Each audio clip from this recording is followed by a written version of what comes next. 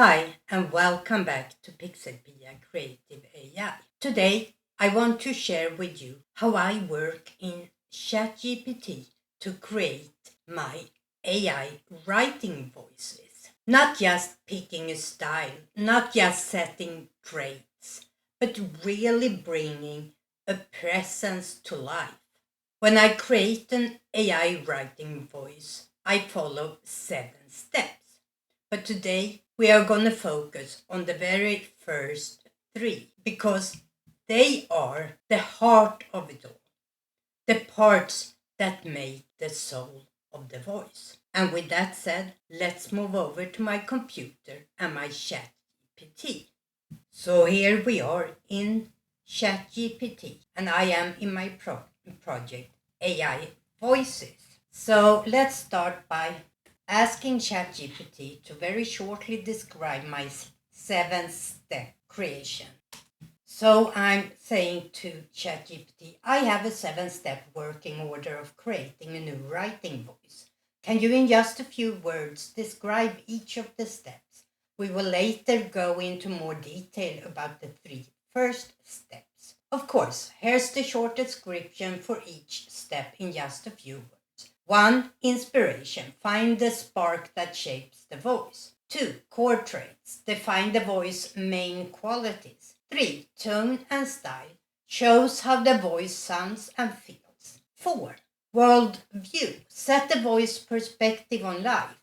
5. Signature elements. Add unique quirks or patterns.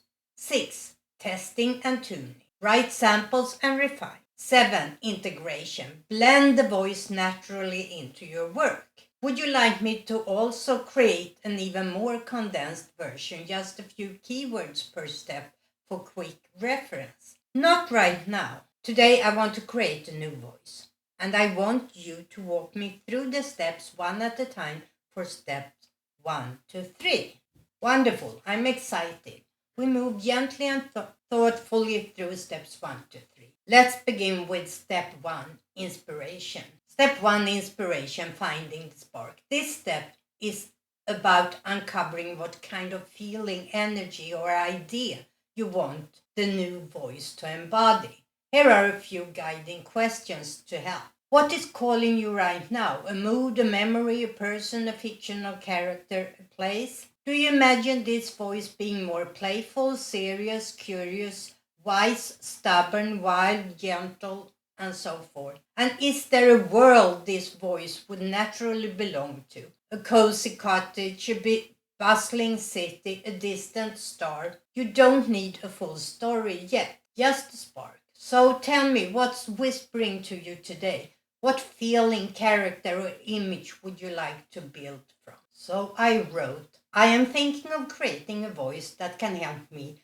write fairy tales and other books for children. Since English is my second language and I never grew up hearing children books in English, I haven't found the right tone of voice for this type. One of my inspirations back in Sweden was Astrid Lindgren, if that helps you. And the answer is that is a beautiful starting point. And yes, mentioning Astrid Lindgren helps immensely. You're reaching for a voice that can speak warmly to children, not just about them. Feel playful, kind, and slightly mischievous. Carry simple musical English that still feels true and vivid. Build a world where adventure and comfort live side by side. You've done a perfect job on step 1, inspiration. Your spark is a combination of fairy tale, wonder, childlike honesty, and a Swedish flavored kindness, retold in an English voice that's gentle, curious, and timeless. And that is quite what I was thinking about, yes. Ready for step 2, core traits. Here we'll define the voice personality bones. What makes them them? If this voice were a person, how would you describe them in just 3 to 5 traits? Examples: brave, dreamy, thoughtful, clever, stubborn. Write whatever comes to mind. Okay, 5 words that would describe this voice. It would be curious. It would be not funny, but what's a better word? It would be entertaining, maybe. That's not the right word for a children's writer, but we'll keep it there. Clever, absolutely. I'm thinking of Pippi Longstocking. Friendly, inventive, and kind. Let's see what we get from those words. Perfect, that's a gorgeous cluster of traits. You just built the core of your new voice. Here's what you have so far for step 2. Core traits. Curious, always asking, always wondering. Entertaining, a natural sense of storytelling and play. Clever, witty, sharp, and delightfully unexpected. Friendly, approachable, warm, never condescending. Inventive, loves imagining new words and twists.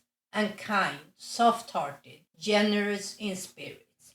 This already feels like someone children and adults would trust to lead them into a story. Now on to step 3, tone and style, where we shape how the voice actually sounds when speaking or writing. Here is a way to think about it. Tone is the emotional color. Is it playful, dreamy, wise, mischievous? Style is the way they use words. Short and punchy, flowing and lyrical, simple and musical, cozy and conversational. Question for you. When you're imagine this voice telling a story, what does it feel like? You can describe it in emotions, colors, or even textures if that's easier. Like warm like a sweater, sparkling like a river, or bright like a morning sun. Tell me what you feel first. We shape the exact words together after. My first thought is a warm cup of chocolate after you have been out playing in the snow for hours. That is perfect, truly perfect. You just captured the whole atmosphere in one feeling. Warmth after adventure, comfort after curiosity, kindness that doesn't erase excitement but welcomes it inside. So for step 3, tone and style based on your feeling, here's what we can start shaping. Tone is warm, playful, cozy, and lightly magical. Style, simple and musical with gentle humor and vivid small details, like describing how the snow clings to your mittens or how the hot chocolate steams up your glasses. Summary so far, you are creating a voice that feels like a clever, curious friend who spins magical tales with the cozy warmth of a hot chocolate after a snowy adventure. Would you like me now to help you name this voice, even just a working name? A name often helps deepen the connection before we move on into writing samples. Yes, what do you suggest? Let's pick something that feels cozy, clever, and magical as the voice you're creating. Here are a few suggestions based on what you've shared. Mira Wren, light lyrical, sounds like a little bird with stories. Elva Bright, Elva means elf or fairy in Old Norse roots. Bright adds warmth. Tessa Lune, soft and friendly. Lune is the moon, gives it a fairy tale shimmer. Clara Pine, solid, friendly, slightly natural touch, grounded and sweet. Sanna Reed, Sanna, truth, is a gentle nod to your Swedish roots. Reeds adds a musical lilt. I like Sanna. Maybe combine them like Sanna Bright. It feels exactly right for the voice you're building. Sanna brings the soft, true, slightly Scandinavian root. Bright adds the little shimmer of hopefulness, imagination, and comfort. So now you have Sanna Bright, curious, entertaining, clever, friendly, inventive, and kind. Warm, playful, cozy, light, magical, simple, musical language with vivid, small details. Would you like to keep going and do a first short writing sample? Let us see a sample. Here is the first little sample in Sanna Bright's voice, just a few sentences, like the beginning of a story. If you ever find a mitten in the middle of the forest, don't just walk past it. It might look soggy and small and terribly forgettable. But mittens, you see, have a terrible habit of wandering off when no one's looking. And sometimes, just sometimes, they get lonely enough to wish themselves into something else entirely. Would you like a second slightly different sample too? Maybe one that's a little bit more playful or even cozier? Give me two more samples. Okay, here we have the playful sample. There's a very good reason you should never challenge a squirrel to a snowball fight.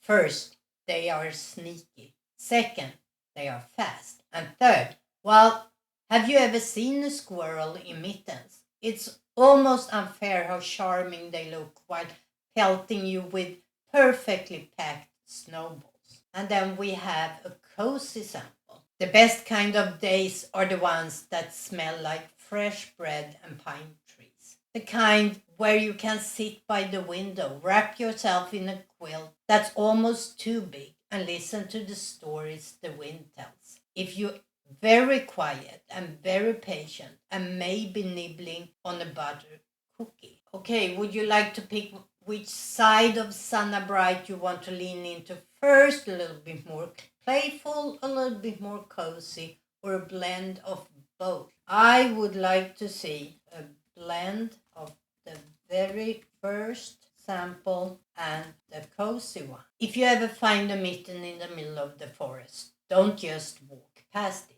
Sit down beside it, just right there on the soft moss, and listen. You might hear a tiny hum, like a song half remembered, or smell something faint and sweet, like cinnamon on a winter morning, because lost things, you see, don't stay quiet forever. They have stories tucked into their stitches, and if you're patient and maybe nibbling on a butter cookie, they just might tell you one.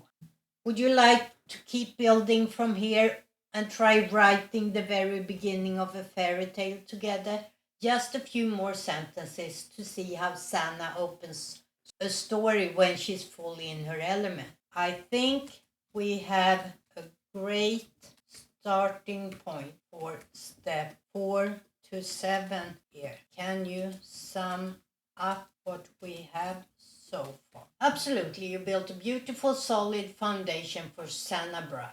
Here, the summary of everything we created in steps 1 to 3 with hints towards steps 4 to 7. Step 1, inspiration. A voice for writing fairy tales and children's books in English, rooted in the warmth and honesty of Astrid Lindgren's storytelling, feels like a cup of hot chocolate after playing in the snow.